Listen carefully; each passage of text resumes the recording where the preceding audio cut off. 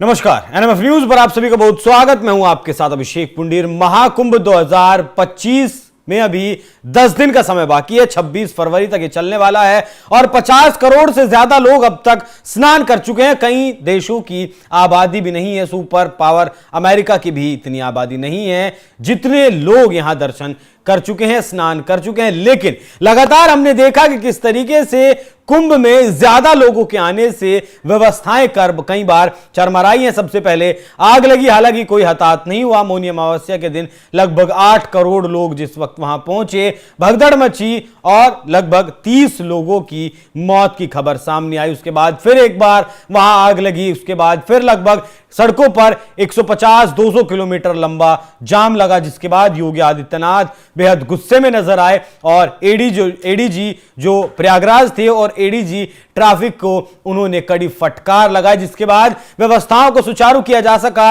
लेकिन अब एक बार फिर से 26 तारीख के आयोजन को देखते हुए वहां लोग बहुत ज्यादा मात्रा में पहुंच रहे हैं। करोड़ों लोग फिलहाल भी प्रयागराज में हैं और एक बार फिर से ट्रैफिक की जो व्यवस्था है प्रयागराज की, वो चरमराती हुई दिख रही है। 5 से 6 किलोमीटर लंबा, कहीं कहीं 10 किलोमीटर लंबा भी जाम देखने को मिल रहा है, जिसके बाद अब प्रयागराज में सेना को उतार दिया गया है। सेना को ये ट्रैफिक की जिम्मेदारी और कुंभ की जिम्मेदारी दे दी गई, जिस पर विपक्ष के नेता अखिलेश यादव ने ट्वीट किया है और लिखा है, पहले हवाई बातें की, अब हाथ हिला हिलाकर हवाई सर्वे कर रहे हैं। ऐसा लग रहा है कि जैसे किसी से हवा में हाथ हिलाने का मुकाबला चल रहा है। सवाल यह है कि हवा में कौन है जिससे अभिवादन का आदान प्रदान हो रहा है। महाकुंभ में आज सेना को उतारना ही पड़ा। अगर यह फैसला पहले ही ले लिया जाता तो सैकड़ों श्रद्धालुओं की जान बच सकती थी। समझ नहीं आता कि किसी का दंभ इतना भी बड़ा हो सकता है कि लोगों की जान पर बन आए और उनके अहंकार का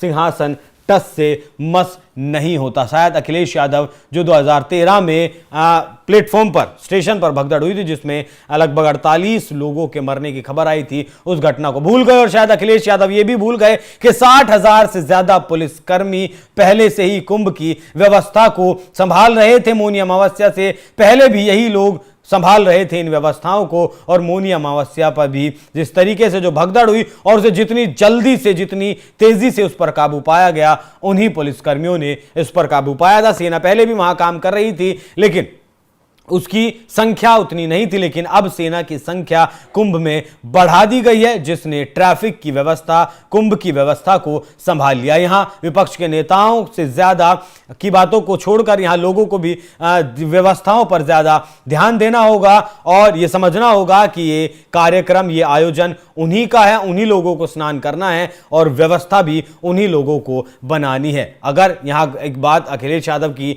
ले भी ली जाए तो अगर लाखों की जो भीड़ है अगर वो अव्यवस्थित हो जाए तो क्या लाखों की संख्या में सेना के जवान भी उसे काबू कर पाएंगे? नहीं काबू कर पाएंगे। तो यहां जनता को, पुलिस प्रशासन को और अब जब सेना ने जिम्मा संभाल ही लिया है तो सभी को मिलकर काम करना होगा, मिलकर इस व्यवस्था को आगे बढ़ाना होगा। सबसे ज्यादा 15 से 28 जनवरी तक लोग यहां पहुंचे थे। उसके बाद 12 फरवरी के दिन भी 2 करोड़ लोगों ने और लगभग 13-14 फरवरी को भी 2.25 करोड़ लोगों ने यहां स्नान किया। तो अब जिस तरीके से अचानक से एकदम से सेना को उतारना पड़ा है प्रयागराज कुंभ में, उससे उम्मीद है कि आने वाली 26 तारीख तक यहां व्यवस्थाएं सुचारू रूप से चलेंगी और फिर महाकुंभ की व्यवस्था नहीं चरमराएगी। बाकी इस पूरी खबर पर क्या कुछ आपकी राय कमेंट कर में जरूर बताएं। धन्यवाद।